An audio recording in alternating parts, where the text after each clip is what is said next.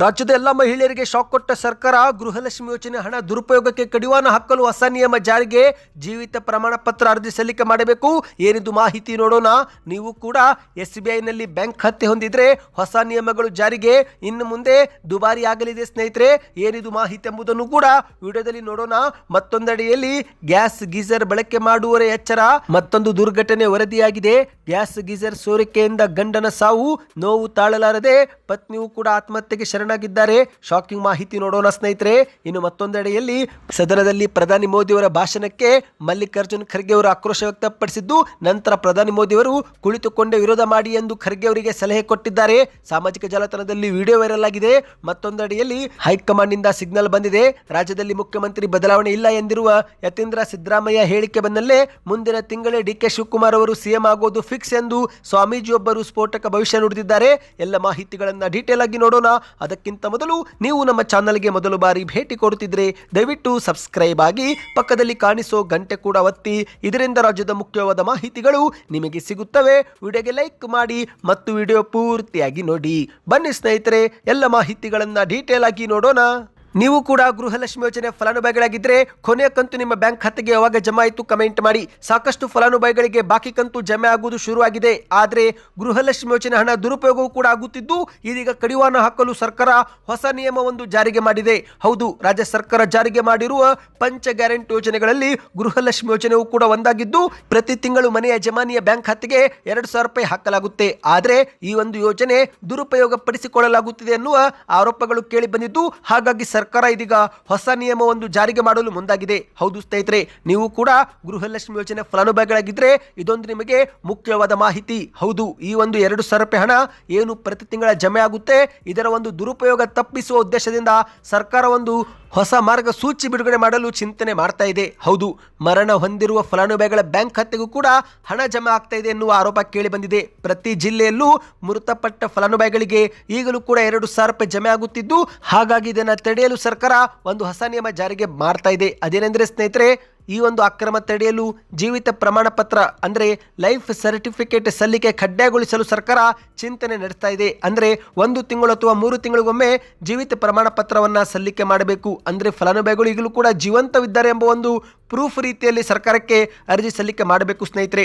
ಈ ಬಗ್ಗೆ ಈಗಲೂ ಕೂಡ ಪರಿಶೀಲನೆ ಮಾಡಲಾಗ್ತಾ ಇದೆ. ಹೌದು, ಇದುವರೆಗೆ ಅಂತಿಮ ನಿರ್ಧಾರಕ್ಕೆ ಬಂದಿಲ್ಲ ಸ್ನೇಹಿತರೆ. ಸದ್ಯಕ್ಕೆ ಸರ್ಕಾರಕ್ಕೆ ಮನವಿಯೊಂದು ಸಲ್ಲಿಕೆ ಮಾಡಲಾಗಿದೆ. ಹೌದು, ಗ್ಯಾರಂಟಿ ಯೋಜನೆಗಳ ಉಪಾಧ್ಯಕ್ಷರಾಗಿರುವ ದಿನೇಶ್ ಗೂಳಿಗೌಡ ಅವರು ಒಂದು ಪತ್ರ ಬರೆಯುವ ಮೂಲಕ ಲಿಖಿತ ರೂಪದಲ್ಲಿ CM ಮತ್ತು DCM ಅವರಿಗೆ ಮನವಿ ಕೂಡ ಸಲ್ಲಿಸಿದ್ದಾರೆ. ನಿಜವಾದ ಫಲಾನುಭವಿಗಳಿಗೆ ಮಾತ್ರ ಹಣ ತಲುಪಬೇಕು ಮತ್ತು ಸರ್ಕಾರದ ಹಣ ವ್ಯರ್ಥವಾಗದಂತೆ ಕ್ರಮ ತೆಗೆದುಕೊಳ್ಳಬೇಕು ಎಂದು ಲಿಖಿತದ ಮೂಲಕ ಅವರು ಈಗ ಮನವಿಯೊಂದು ಮಾಡಿದ್ದಾರೆ. ಸರ್ಕಾರದ ಮಟ್ಟದಲ್ಲಿ ಈ ಕುರಿತಂತೆ ಈಗ ಪ್ರಸ್ತಾವನೆ ಸಲ್ಲಿಕೆ ಮಾಡಲಾಗಿದೆ. ಸಕಾರಾತ್ಮಕ ಸ್ಪಂದನೆಯೂ ಕೂಡ ಸಿಕ್ಕಿದೆ. ಮುಂದಿನ ದಿನಗಳಲ್ಲಿ ಈ ಕುರಿತಂತೆ ಒಂದು ತೀರ್ಮಾನ ತೆಗೆದುಕೊಳ್ಳುವ ಸಾಧ್ಯತೆ ಇದೆ. ಈ ಒಂದು ಹೊಸ ನಿಯಮ ಜಾರಿಗೆ ಬಂದರೆ ಆಗ ಯೋಜನೆ ಪಾರದರ್ಶಕತೆ ಹೆಚ್ಚುವುದರ ಜೊತೆಗೆ ಹಣದ ದುರುಪಯೋಗಕ್ಕೂ ಕೂಡ ಕಡಿವಾಣ ಬೀಳಲಿದೆ ಎಂದು ಹೇಳಲಾಗ್ತಾ ಇದೆ ಸ್ನೇಹಿತರೆ. ನೀವು ಕೂಡ ಏನಾದರೂ ಗೃಹಲಕ್ಷ್ಮಿ ಯೋಜನೆ ಫಲಾನುಭವಿಗಳಾಗಿದ್ದರೆ ಕಮೆಂಟ್ನಲ್ಲಿ ಕೊನೆಯ ಕಂತು ನಿಮ್ಮ ಬ್ಯಾಂಕ್ ಖಾತೆಗೆ ಯಾವಾಗ ಜಮಾ ಆಯಿತು ಕಮೆಂಟ್ ಮಾಡಿ. ಮಾಹಿತಿ ಪ್ರಕಾರ ಬಾಕಿ ಕಂತುಗಳು ಈಗಾಗಲೇ ಜಮೆ ಆಗುವುದು ಶುರುವಾಗಿದೆ. ಬನ್ನಿದೀಗ ಮತ್ತೊಂದು ಮಾಹಿತಿಗೆ ಹೋಗೋಣ. ನಿಮ್ಮ ಹತ್ತಿರವೂ ಕೂಡ SBI ಬ್ಯಾಂಕ್ ಖಾತೆ ಇದ್ದರೆ ಕಮೆಂಟ್ನಲ್ಲಿ SBI ಎಂದು ಕಮೆಂಟ್ ಮಾಡಿ, ಅಥವಾ ಬೇರೆ ಬ್ಯಾಂಕ್ ಖಾತೆ ಇದ್ದರೆ ಯಾವುದು ಇದೆ ಎಂಬುದನ್ನು ಕೂಡ ಕಮೆಂಟ್ ಮಾಡಿ. ಹೌದು, ಇದೀಗ SBI ಗ್ರಾಹಕರಿಗೆ ಒಂದು ಶಾಕಿಂಗ್ ಮಾಹಿತಿ. ಫೆಬ್ರವರಿ 15ರಿಂದ ಹಣ ವರ್ಗಾವಣೆ ನಿಮಗೆ ದುಬಾರಿ ಆಗಲಿದೆ. ಹೌದು, ದೇಶದ ಅತಿ ದೊಡ್ಡ ಸಾರ್ವಜನಿಕ ವಲಯದ ಬ್ಯಾಂಕ್ ಎನಿಸಿಕೊಂಡಿರುವ ಸ್ಟೇಟ್ ಬ್ಯಾಂಕ್ ಆಫ್ ಇಂಡಿಯಾ ತನ್ನ ಗ್ರಾಹಕರಿಗೆ ಶಾಕ್ ಕೊಟ್ಟಿದೆ. ಇನ್ಸ್ಟೆಂಟ್ ಮನಿ ಟ್ರಾನ್ಸ್ಫರ್ ಅಥವಾ IMPS ಎಂಬುದು ಏನಿದೆ, ಈ ಮೂಲಕ ಹಣ ವರ್ಗಾವಣೆ ಮಾಡಲಾಗುತ್ತಿತ್ತು. ಆದರೆ ಫೆಬ್ರವರಿ 15ರಿಂದ ಹೊಸ ಶುಲ್ಕಗಳು ಜಾರಿಗೆ ಬರ್ತಾ ಇದೆ. ಹೌದು ಸ್ನೇಹಿತರೆ, net banking, mobile banking, YONO application ಮೂಲಕ ನೀವೇನಾದರೂ ಹಣ ಕಳುಹಿಸಿದರೆ ಫೆಬ್ರವರಿ 15ರಿಂದ ನೀವು ಹೆಚ್ಚುವರಿ ಶುಲ್ಕವನ್ನು ಕಟ್ಟಬೇಕಾಗುತ್ತೆ. ಮಾಹಿತಿಯ ಪ್ರಕಾರ ಸ್ನೇಹಿತರೆ, 25,000 ರೂಪಾಯಿವರೆಗೆ ಯಾವುದೇ ಒಂದು ಶುಲ್ಕ ಇರೋದಿಲ್ಲ.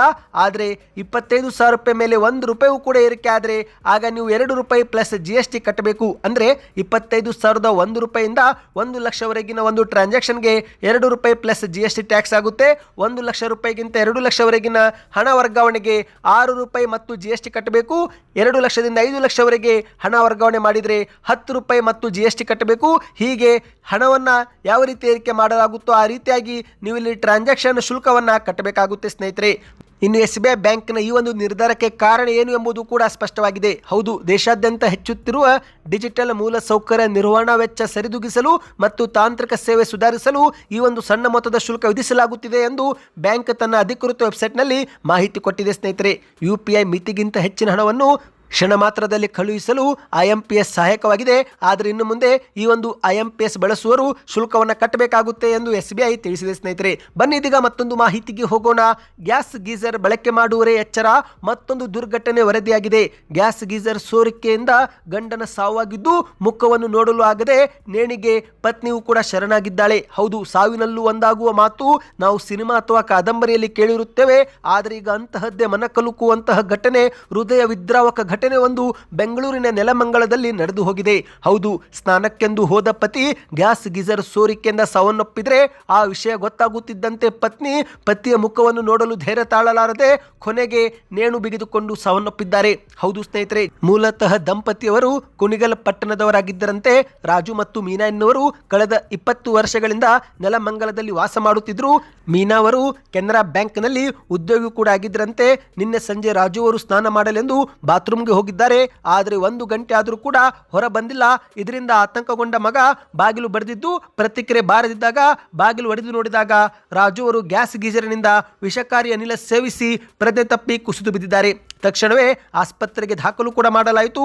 ಆದರೆ ಅಷ್ಟರಲ್ಲಿ ಅವರು ಮೃತಪಟ್ಟಿದ್ದಾರೆ ಎಂದು ವೈದ್ಯರು ದೃಢಪಡಿಸಿದ್ದಾರೆ. ಇನ್ನು ಈ ಒಂದು ಮಾಹಿತಿ ಪತ್ನಿಗೆ ಗೊತ್ತಾಗುತ್ತಿದ್ದಂತೆ ಡೆತ್ ನೋಟ್ ಬರೆದಿಟ್ಟು ಅವರು ಆತ್ಮಹತ್ಯೆಗೆ ಶರಣಾಗಿದ್ದಾರೆ. ಡೆತ್ ನೋಟ್ನಲ್ಲಿ ನನ್ನ ಗಂಡನನ್ನು ಬಿಟ್ಟು ನಾನು 1 ನಿಮಿಷವೂ ಕೂಡ ಬದುಕಿರುವುದಿಲ್ಲ, ನನ್ನನ್ನು ಕ್ಷಮಿಸಿಬಿಡಿ ಎಂದು ಬರೆದು ಆತ್ಮಹತ್ಯೆಗೆ ಶರಣಾಗಿದ್ದಾರೆ. ಒಟ್ಟಿನಲ್ಲಿ ಗ್ಯಾಸ್ ಗೀಜರ್ ಬಳಕೆ ಮಾಡುವವರೇ ಸ್ವಲ್ಪ ಎಚ್ಚರವಾಗಿರಿ. ಇತ್ತೀಚಿನ ದಿನಗಳಲ್ಲಿ ಇಂತಹ ದುರ್ಘಟನೆಗಳು ತುಂಬಾನೇ ವರದಿಯಾಗ್ತಾ ಇವೆ. ಬನ್ನಿ ಸ್ನೇಹಿತರೆ, ಮತ್ತೊಂದು ಮಾಹಿತಿಗೆ ಹೋಗೋಣ.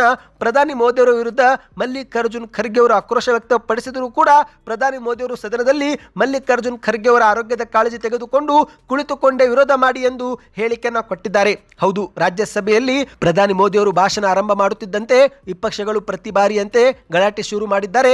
ಆ ಸಮಯದಲ್ಲಿ ಸಭಾಪತಿಯವರು ಎಷ್ಟೇ ಹೇಳಿದ್ರು ವಿರೋಧ ಪಕ್ಷದ ನಾಯಕರು ಜೋರಾಗಿ ಘೋಷಣೆಗಳು ಕೂಗುತ್ತಾ ಇದ್ರು. ಇಂತಹ ಸಮಯದಲ್ಲಿ ಪ್ರಧಾನಿ ಮೋದಿ ಅವರು ಗಲಾಟೆ ನಡುವೆನೆ ಮಲ್ಲಿಕಾರ್ಜುನ್ ಖರ್ಗೆ ಅವರಿಗೆ ನೋಡಿದ್ದು.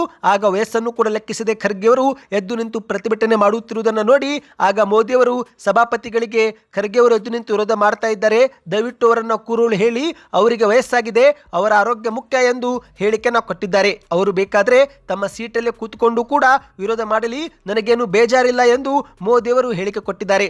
ಅಷ್ಟು ಮಾತ್ರವಲ್ಲ ಸ್ನೇಹಿತರೆ, ಮಲ್ಲಿಕಾರ್ಜುನ್ ಖರ್ಗೆ ಅವರ ಹಿಂದೆ ಎಷ್ಟೊಂದು ಜನ ಯುವಕರಿದ್ದಾರೆ, ಬೇಕಿದ್ರೆ ಅವರು ನಿಂತುಕೊಂಡು ಪ್ರತಿಭಟನೆ ಮಾಡಲಿ, ಖರ್ಗೆಜಿ ಅವರಿಗೆ ಕಷ್ಟ ಕೊಡೋದು ಬೇಡ ಎಂದು ಮೋದಿ ಅವರು ಹೇಳಿದ್ದಾರೆ. ಸದ್ಯ ಈ ಒಂದು ವಿಡಿಯೋ ಸಾಮಾಜಿಕ ಜಾಲತಾಣದಲ್ಲಿ ಭಾರಿ ವೈರಲ್ ಆಗ್ತಾ ಇದೆ. ಹೌದು, ಸಾಮಾನ್ಯವಾಗಿ ವಿಪಕ್ಷಗಳು ಗಲಾಟೆ ಮಾಡಿದಾಗ ಆಡಳಿತ ಪಕ್ಷದವರು ಕೋಪ ಮಾಡಿಕೊಳ್ತಾರೆ. ಆದರೆ ಇಲ್ಲಿ ಮೋದಿ ಅವರು ಕೂಲಾಗಿ ಖರ್ಗೆ ಅವರ ಕಾಲೆಳೆದ್ರೋ ಅಥವಾ ನಿಜವಾಗಲೂ ಕಾಳಜಿ ತೋರಿಸಿದ್ರೋ ಎಂದು ಜನ ಇದೀಗ ಮಾತನಾಡಿಕೊಳ್ತಿದ್ದಾರೆ. ಹೌದು, ಸದನದಲ್ಲಿ ಮೋದಿ ಅವರು ನಾನು ನಿಮಗೆ ಏನೇ ಹೇಳಿದ್ರು ನೀವು ವಿರೋಧ ಮಾಡ್ತೀರಾ, ಕನಿಷ್ಠ ಪಕ್ಷ ನಿಮ್ಮ ಆರೋಗ್ಯವನ್ನಾದರೂ ನೋಡಿಕೊಳ್ಳಿ ಅನ್ನೋ ಅರ್ಥದಲ್ಲಿ ಮೋದಿಯವರು ಮಾತನಾಡಿದ್ದಾರೆ. ಇನ್ನು ಕೆಲವೇ ಕ್ಷಣದಲ್ಲಿ ಮೋದಿಯವರು ಈ ಒಂದು ಹೇಳಿಕೆ ಕೊಡುತ್ತಿದ್ದಂತೆ ವಿಪಕ್ಷಗಳು ಸಭೆ ತ್ಯಾಗ ಮಾಡಿ ಹೊರ ನಡೆದಿದ್ದಾರೆ. ಹೌದು, ಮೋದಿಯವರ ಮಾತಿನಿಂದ ಮುಜುಗರಕ್ಕೀಡಾದ್ರು ಅಥವಾ ಮೋದಿಯವರ ಭಾಷಣದ ಏಟು ತಾಳಲಾರದೆ ಹೋದರೂ ಗೊತ್ತಿಲ್ಲ, ಆದರೆ ಸ್ವಲ್ಪ ಹೊತ್ತಿನಲ್ಲೇ ವಿಪಕ್ಷಗಳು ಸಭೆ ತ್ಯಾಗ ಮಾಡಿದ್ದಾರೆ ಸ್ನೇಹಿತರೆ. ಆಗಲೂ ಕೂಡ ಮೋದಿಯವರು ಸುಮ್ಮನಿರಲಿಲ್ಲ. ನಂತರ ಮತ್ತೆ ಸತ್ಯ ಹೇಳೋಕೆ ಶಕ್ತಿ ಬೇಕು, ವಿಪಕ್ಷಗಳಿಗೆ ಆ ಶಕ್ತಿ ಇಲ್ಲ, ಸುಳ್ಳು ಹೇಳೋರಿಗೆ ಸತ್ಯದ ಎದುರು ಕೂರೋ ಧೈರ್ಯವೂ ಕೂಡ ಇರಲ್ಲ ಎಂದು ಮೋದಿಯವರು ಮತ್ತೊಮ್ಮೆ ಚಾಟಿ ಬೀಸಿದ್ದಾರೆ. ಬನ್ನಿ ಸ್ನೇಹಿತರೆ, ಕೊನೆಯ ಮಾಹಿತಿಗೆ ಹೋಗೋಣ. ರಾಜ್ಯದಲ್ಲಿ ಮತ್ತೊಮ್ಮೆ ಮುಖ್ಯಮಂತ್ರಿ ಬದಲಾವಣೆಯ ಕೂಗು ಕೇಳಿ ಬಂದಿದೆ. ಹೌದು ಸ್ನೇಹಿತರೆ, ಈಗ ಉಪಮುಖ್ಯಮಂತ್ರಿ DK ಶಿವಕುಮಾರ್ ಅವರು ಮುಖ್ಯಮಂತ್ರಿ ಆಗುತ್ತಾರೆ ಎನ್ನುವ ಚರ್ಚೆ ಮುನ್ನೆಲೆಗೆ ಬರುತ್ತಿದ್ದಂತೆ ಇತ್ತ ಸಿದ್ದರಾಮಯ್ಯರ ಪುತ್ರರಾಗಿರುವ ಯತೀಂದ್ರ ಅವರು ಮೈಸೂರಲ್ಲಿ ಶಾಕಿಂಗ್ ಪ್ರತಿಕ್ರಿಯೆ ಕೊಟ್ಟಿದ್ದಾರೆ. ಹೈಕಮಾಂಡ್ ನೇರವಾಗಿ ಹೇಳದೇ ಇರಬಹುದು, ಆದರೆ ಸಿಗ್ನಲ್ ಕೊಟ್ಟಿದೆ. ರಾಜ್ಯದಲ್ಲಿ ಮುಖ್ಯಮಂತ್ರಿ ಬದಲಾವಣೆ ಇಲ್ಲ, ಮಾಧ್ಯಮಗಳಲ್ಲಿ ಮಾತ್ರ CM ಬದಲಾವಣೆ ಚರ್ಚೆ ಆಗ್ತಾ ಇದೆ.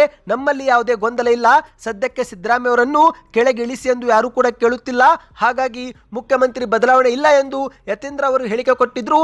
ಇದೇ ಒಂದು ಹೇಳಿಕೆ ಬಂದಲ್ಲೇ DK ಶಿವಕುಮಾರ್ ಅವರು ಪ್ರತಿಕ್ರಿಯಿಸಿ, ಯತೀಂದ್ರನೇ ನಮ್ಮ ಹೈಕಮಾಂಡ್, ಅವರು ಹೇಳಿದ್ದನ್ನ ಕೇಳೋಣ, ಅವರ ಮಾತಿಗೆ ಗೌರವ ಕೊಡೋಣ ಎಂದು ಟಾಂಗ್ ಕೂಡ ಕೊಟ್ಟಿದ್ರು. ಈಗ ಇಂತಹ ಸಮಯದಲ್ಲಿ ಮತ್ತೊಂದು ಮಾಹಿತಿ ಹೊರಬಿದ್ದಿದೆ. ಹೌದು, ಮುಂದಿನ ತಿಂಗಳೇ DK ಶಿವಕುಮಾರ್ ಅವರು CM ಆಗೋದು ಫಿಕ್ಸ್ ಎಂದು ಶಿವಯೋಗಿ ಸ್ವಾಮೀಜಿಯವರು ಸ್ಫೋಟಕ ಭವಿಷ್ಯ ನುಡಿದಿದ್ದಾರೆ. ಹೌದು, ಮತ್ತೊಮ್ಮೆ ರಾಜ್ಯದಲ್ಲಿ ಮುಖ್ಯಮಂತ್ರಿ ಬದಲಾವಣೆ ಚರ್ಚೆ ಜೋರಾಗುತ್ತಿದ್ದಂತೆ ಇದೀಗ ಸ್ವಾಮೀಜಿ ವ್ಯಕ್ತಿಯೊಬ್ಬರು ಶಾಕಿಂಗ್ ಹೇಳಿಕೆ ಕೊಟ್ಟಿದ್ದಾರೆ ಸ್ನೇಹಿತರೆ. ಒಂದು ಕಡೆಯಲ್ಲಿ 5 ವರ್ಷಗಳ ಕಾಲ ನಮ್ಮ ತಂದೆನೇ ಮುಖ್ಯಮಂತ್ರಿ ಎಂದು ಯತೀಂದ್ರ ಸಿದ್ದರಾಮಯ್ಯನವರು ಹೇಳಿಕೆ ಕೊಟ್ಟಿದ್ದಾರೆ.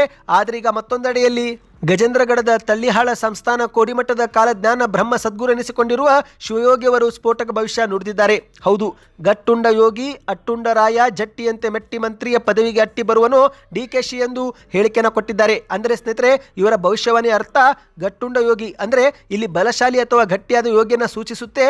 ಅಟ್ಟುಂಡ ರಾಯ ಅಂದರೆ ರಾಜಕೀಯ ಪರಿಸ್ಥಿತಿಯನ್ನು ನಿಯಂತ್ರಿಸುವ ಅಥವಾ ರಾಜಕೀಯ ಪರಿಸ್ಥಿತಿಯನ್ನು ಚಲಾಯಿಸುವ ಶಕ್ತಿ ಸೂಚಿಸುತ್ತದೆ. ಈ ಎರಡೂ ಕೂಡ DK ಶಿವಕುಮಾರ್ ಅವರ ಬಳಿ ಇದೆ. ಹಾಗಾಗಿ DK ಶಿವಕುಮಾರ್ ಅವರು ಕರ್ನಾಟಕದ ಮುಖ್ಯಮಂತ್ರಿ ಸ್ಥಾನಕ್ಕಿರುವ ಸಾಧ್ಯತೆ ಸೂಚಿಸುತ್ತೆ ಎಂದು ಅವರು ಭವಿಷ್ಯವನ್ನು ನುಡಿದಿದ್ದಾರೆ ಸ್ನೇಹಿತರೆ. ಸದ್ಯಕ್ಕೆ ಇಷ್ಟೇ ಇತ್ತು. ಈ ಎಲ್ಲ ಮಾಹಿತಿ ಇಷ್ಟವಾಗಿದ್ದರೆ ವಿಡಿಯೋಗೆ ಲೈಕ್ ಮಾಡ್ತಾ ದಯವಿಟ್ಟು ಚಾನಲ್ಗೆ ಸಬ್ಸ್ಕ್ರೈಬ್ ಆಗಿ.